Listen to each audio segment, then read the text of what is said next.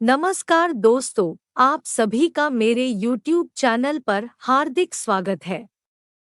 आइए आज देव उठनी एकादशी व्रत की कथा सुनेंगे। साथ ही व्रत का महत्व भी जानेंगे।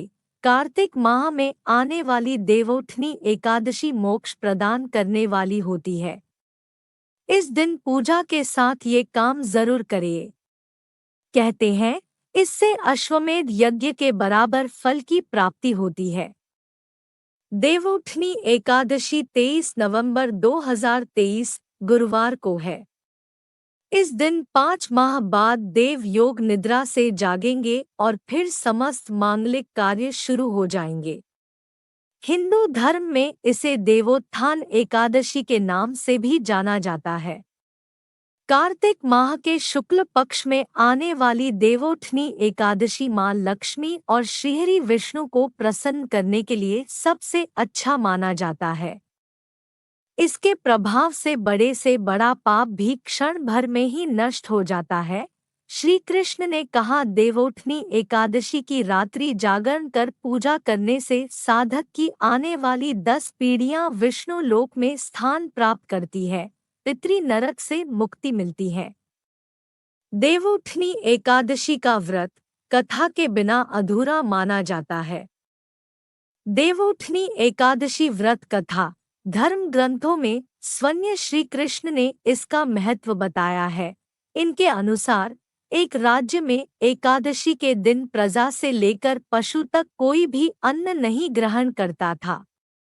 एक दिन भगवान विष्णु ने राजा की परीक्षा लेने की सोची और सुंदरी का भेष बनाकर सड़क किनारे बैठ गए। राजा की भेंट जब सुंदरी से हुई तो उन्होंने उसके वहां बैठने का कारण पूछा, तो स्त्री ने बताया कि वह बेसहारा है। राजा उसके रूप पर मोहित हो गए और बोले कि तुम मेरे साथ महल में चलो, तुम्हें रानी बनाकर रखूंगा। सुंदर स्त्री ने राजा के सामने शर्त रखी कि ये प्रस्ताव तभी स्वीकार करेगी जब उसे पूरे राज्य का अधिकार दिया जाएगा और मैं जो खाना खिलाएगी आपको खाना होगा। राजा ने शर्त मान ली। अगले दिन एकादशी पर सुंदरी ने बाजारों में बाकी दिनों की तरह अन्न बेचने का आदेश दिया। मांसाहार भोजन बनाकर राजा को खाने पर मजबूर करने लगी। राजा ने कहा कि आज एकादशी के व्रत में मैं तो सिर्फ फलाहार ग्रहण करता हूँ। रानी ने शर्त याद दिलाते हुए राजा को कहा कि अगर यह तामसिक भोजन नहीं खाया तो मैं बड़े राजकुमार का सिर धड़ से अलग कर दूंगी। राजा ने अपनी स्थिति बड़ी रानी को बताई। बड़ी महारानी ने राजा से धर्म का पालन करने की बात कही और अपने बेटे का सिर काट देने को मजबूर हो गई।